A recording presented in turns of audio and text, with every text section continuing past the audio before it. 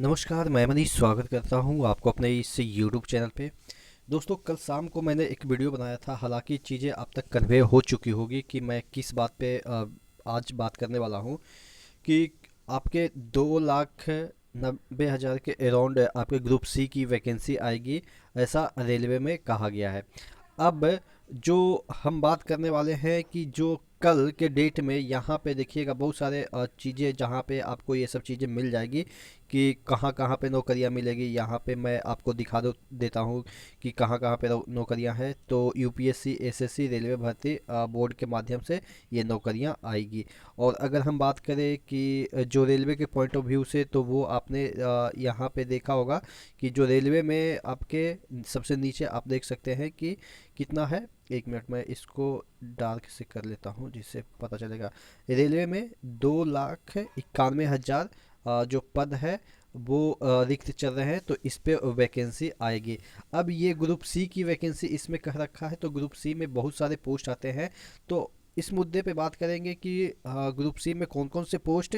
और यहाँ पे एक चीज़ दे रखा है कि जो 22 को प्रधानमंत्री मोदी जी जो है वो दिवाली का, देखिएगा यहाँ पे रिक्रूटमेंट ड्राइव की लॉन्चिंग वे दिवाली के पहले धनतेरस के दिन यानी कि 22 अक्टूबर से करेंगे। यानी कि 22 अक्टूबर को 75,000 लोगों का अपॉइंटमेंट लेटर दिया जाएगा। तो क्या इसमें रेलवे का क्या पॉइंट ऑफ व्यू निकलता है, किस तरह से रेलवे को हम देखते हैं ये 75,000 में। तो देखिए, आपने देखा होगा कि चेन्नई के जितने भी आप देखेंगे कि एएसएम के डॉक्यूमेंट वेरिफिकेशन है वो लगभग 75% हो गए हैं। तो अब उनमें से जितने भी बच्चे होंगे, हो सकता है कि 22 तारीख को रिजर्व रखा गया होगा कल के डेट में अपॉइंटमेंट लेटर देने के लिए। या और भी जो जितने भी जोन है वहाँ पे भी एएसएम की नियुक्ति होनी है, वहाँ पे भी डॉक्यूमेंट वेरिफिकेशन होनी है। हो चुकी है बहुत सारे जगह पे, आधा प्रोसेस है। तो यानी कि कुल मिला के रेलवे में भी कुछ बच्चे जिनका कि एएसएम में क्लियर हो चुका है मेडिकल एंड डीभी, तो उनको इस कार्यक्रम में मौका मिलेगा पार्टिसिपेट करने का। तो वो अलग मुद्दा है कि ऑब्वियस है कि ये गिफ्ट नहीं है, ये तो आपने मेहनत किया है उसी का नतीजा है। लेकिन क्या होता है ना कि आपकी मेहनत पे क्रेडिट कोई और लेने के लिए आतुर है। तो मैं उस मुद्दे पे नहीं फंसूंगा कि राजनीतिक मुद्दा बन जाएगा कि क्रेडिट कोई और ले रहा है।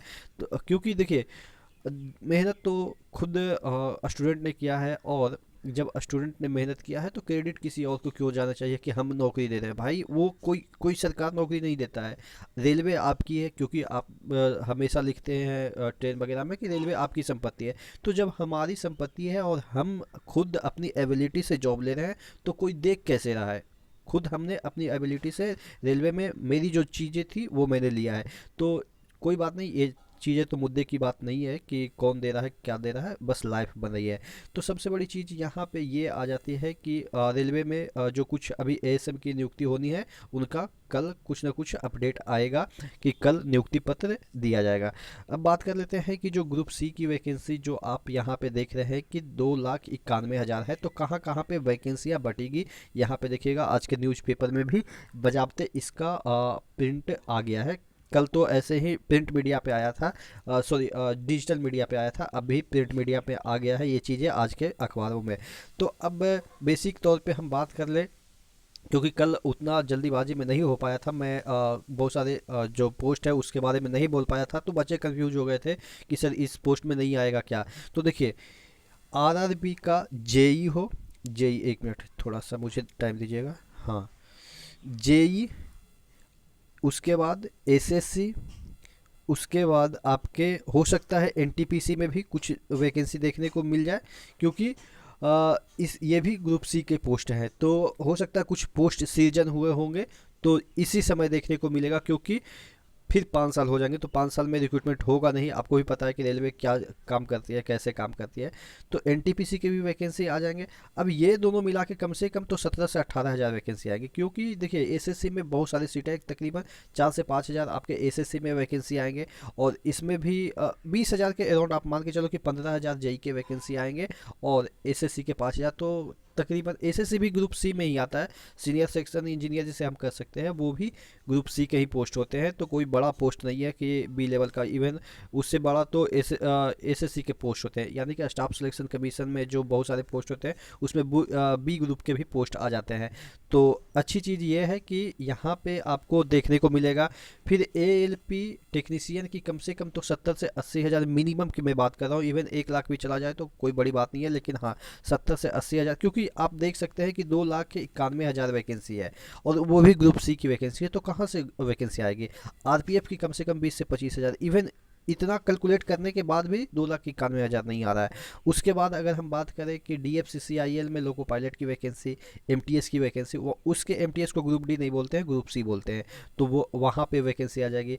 आरपीएफ की वैकेंसी आ जाएगी, एएसआई की वैकेंसी आ जाएगी, इवन मेडिकल फील्ड में जो कुछ वैकेंसियाँ आती है वो आएगी। जो सीएमएस की वैकेंसी है, ये सब जो वैकेंसी है वो सब आएगी, और आपके स्टेनोग्राफर की वैकेंसी आएगी। तो जितने भी आप मान के चलो कि पोस्ट है एनटीपीसी में भी, जो स्टेनोग्राफर हो या मिनिस्ट्रियल आइसोलेटेड से रिलेटेड कुछ पोस्ट होते हैं, तो सभी जगह आपके वैकेंसी आएगी। क्योंकि मिनिस्ट्रियल आइसोलेटेड पोस्ट के भी जो वैकेंसी है वो काफ़ी पहले आई थी, तो इस बार उम्मीद है कि आपके इसी सभी में वैकेंसी आएगी। हाँ, वो अलग बात है कि मेजर वैकेंसी जो आपके होंगे वो आईटीआई बेस्ड होंगे, और मैंने आपको 2-3 साल पहले से आगाह किया है कि कम से कम एक आईटीआई रख लो, ज़्यादा नहीं, 12-14 हज़ार में शायद पहले जब मेरे ज़माने में 12-14 हज़ार में 1 साल वाला आईटीआई कोर्स हो जाता था। पता नहीं अब क्या कोर्स का दाम रखा, क्योंकि कोर्स का दाम तभी बढ़ता है जब उसकी मांग बढ़ जाती है। ये तो मार्केट का रूल है कि अगर किसी चीज़ का मांग बढ़ती है तो उसका कॉस्ट प्राइस बढ़ ही जाता है। तो आप देखेंगे कि थोड़ा सा हो सकता है ऊपर नीचे, बट मिल जाती है।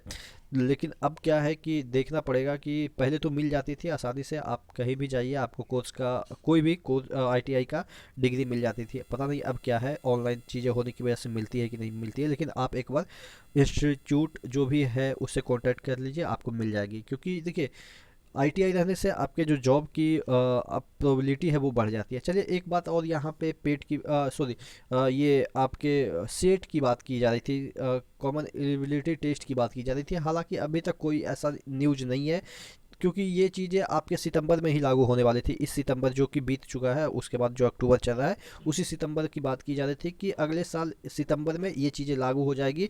1 साल पहले से ही ये चीज़ें घोषणा की दी गई थी। लेकिन जब आप देखेंगे कि एसएससी का कैलेंडर भी जारी हो गया है और एसएससी का एग्ज़ाम भी स्टार्ट हो गया है, तो जब एसएससी को सेट में नहीं रखा गया तो ऑब्वियस है कि रेलवे का भी एग्ज़ाम को अभी सेट में लागू नहीं किया जाएगा। तो आप निश्चिंत होकर प्रिपरेशन करते रहिए, सेट की चिंता नहीं कीजिए, क्योंकि ऑलरेडी एसएससी का एग्ज़ाम अब होने के कगार पे है। तो आशा करते हैं जितने भी मैंने आपको पॉइंट समझाए वो आप समझ गए होंगे। और भी कोई क्वेरी है आप कमेंट बॉक्स में ज़रूर कमेंट करके पूछ लीजिएगा, क्योंकि क्या है कि आपके कमेंट के अकॉर्डिंग मुझे डायरेक्शन मिलता है कि किस बेस पे हमें वीडियो बनानी है, या कौन सा टॉपिक है जो कि मच अवेटेड है, आपके लिए बर्निंग इशू है, तो वो मैं आपके लिए बना देता हूँ। आशा करते हैं चीज़ें समझ में आई होगी, और शाम के वीडियो में आपको मैं जो पेट है उससे रिलेटेड वीडियो बनाऊंगा। ठीक है, तो नेक्स्ट वीडियो में मिलते हैं, तब तक के लिए जय हिंद।